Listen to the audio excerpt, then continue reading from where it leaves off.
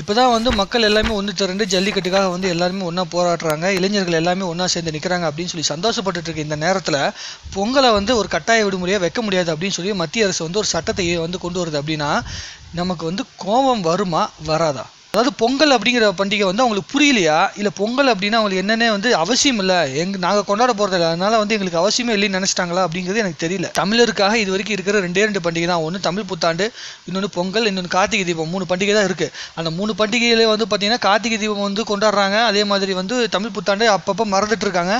பொங்கல் மட்டும்தான் ரெகுலராக கொண்டாடிட்டு இருக்கிற ஒரே ஒரு பண்டிகை.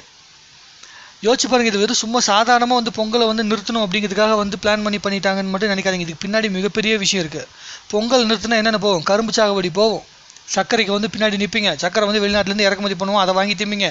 அதே மாதிரி வெல்லம் போகும், அதே மாதிரி வந்து பார்த்திங்கன்னா மாட்டு பொங்கல் போகும், மாட்டு பொங்கல் போச்சுன்னா ஜல்லிக்கட்டு போகும்.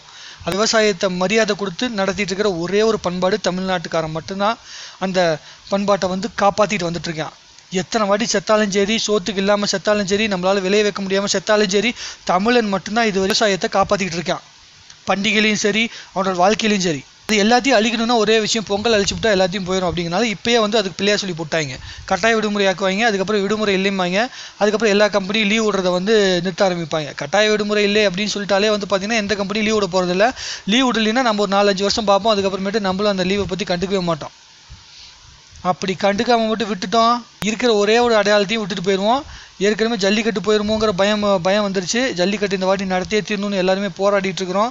அதுக்கப்புறமேட்டு பார்த்தீங்கன்னா பொங்கல் பண்டிகைக்காக போராட வேண்டியதாயிரும். நம்ம கடைசி வரைக்கும் போராடிக்கிட்டே போயிடுவோம். பார்த்துங்க, உண்மையாக சொல்கிறேன், ஜல்லிக்கட்டு நடத்துறது வந்து பார்த்தீங்கன்னா ஜல்லிக்கட்டு வளர்த்துறவங்க இருக்காங்களா அவங்ககிட்டே இருக்குது, ப்ளஸ் கவர்மெண்ட் கொடுக்குற பர்மிஷன்கிட்டே இருக்குது. ஆனால் பொங்கலுக்கு லீவ் போடணுமா போடக்கூடாதா அப்படிங்கிறது முடிவு பண்ணுறது வந்து ஒவ்வொரு மக்களோட கையிலையும் இருக்குது. இதை கூட நீங்கள் வந்து செய்யலைன்னு வச்சுக்கோங்களேன், நம்ம தமிழனா போகிறதுக்கு அர்த்தமே கிடையாது. இந்த 2 நாளில் கிடைக்க போகிற அந்த 1000 ரூபா சம்பளத்துக்காக பார்த்துட்டு இருந்தீங்க அப்படின்னா 1000 வருஷம் இல்லை 5000 வருஷத்துக்கு முன்னாடி இருந்த நம்மளுடைய கல்ச்சர் அவமானப்பட்டு போயிடும். தயவு செஞ்சு யோசிங்க. இப்போ கூட ரோசா வள்ளின்னு வச்சுங்களேன், நம்ம தமிழ்னா போகிறதுக்கு அர்த்தமே இல்லாமல் போயிடும்.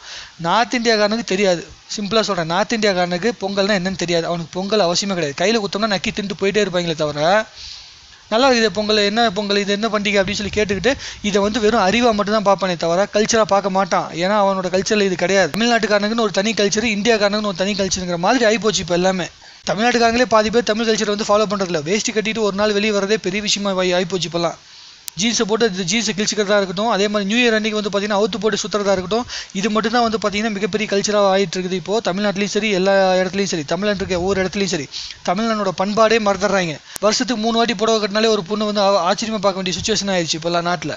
இப்படி ஒவ்வொரு கல்ச்சராக மாறி போயிட்டே இருக்குது. நம்மகிட்ட இருந்து எல்லாம் விலகி போயிட்டே இருக்குது. நம்ம கல்ச்சர்லேருந்து ஒவ்வொரு விஷயமா விலகி போயிட்டே இருக்குது.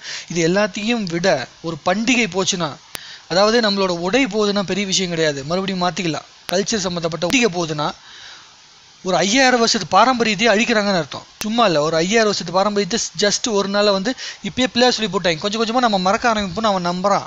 லீவு கொடுக்கல, அதை பற்றி யோசிக்காத, நீ போடு.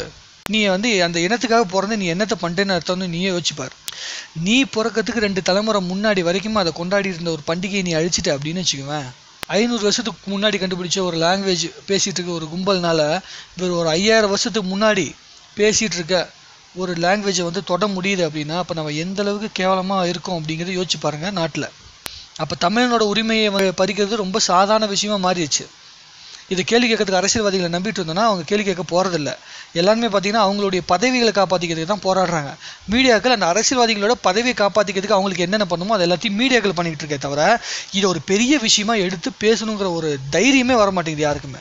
ஒவ்வொரு மக்களோட கையில் இருக்கிற மிகப்பெரிய ஆயுதம் வந்து ஓட்டுரிமை மாதிரி, அதே மாதிரி ஒரு பண்பாட்டை காப்பாற்றக்கூடிய உரிமையும் ஒவ்வொரு மனுஷனோட கையிலையும் இருக்குது. ஒவ்வொரு தமிழனோட கையிலையும் தமிழ்நாட்டுடைய பண்பாட்டை காப்பாற்றுறதுக்கு உண்டான உரிமை இருக்குது. அதுவும் இந்த பொங்கலுக்கு உண்டான லீவுக்கு உண்டான உரிமை உங்ககிட்ட மட்டும்தான் இருக்குது. நீ போகலன்னா நடக்காது, நீ போகலின்னா நீ வேலை நடக்காது, நீ நிறுத்து. ஐயோ பொங்கலுக்கு வந்து நம்ம லீவ் விடலை அப்படின்னா கண்டிப்பாக வந்து இவங்க வரமாட்டாங்க அப்படிங்கிறத தெரிஞ்சுக்க முதல்ல. புரிஞ்சிருக்குன்னு நினைக்கிறேன். தமிழ் உணர்வு அப்படிங்கிறது வெறும் ரத்தத்தில் இருந்தால் மட்டும் பத்தாது, பேச்சில் மட்டும் இருந்தால் பத்தாது, செயலே இருக்கணும் அப்படிங்கிறத மட்டும் கொஞ்சம் எல்லாரும் ஞாபகம் வச்சுக்கோங்க. அதை மட்டும் தான் இப்போதைக்கு நான் கேட்டுக்கிறேன். இது என்னோட சஜஷனும் அட்வைஸே கிடையாது, இது என்னோட ஆதங்கம், அவ்வளோதான். நன்றி.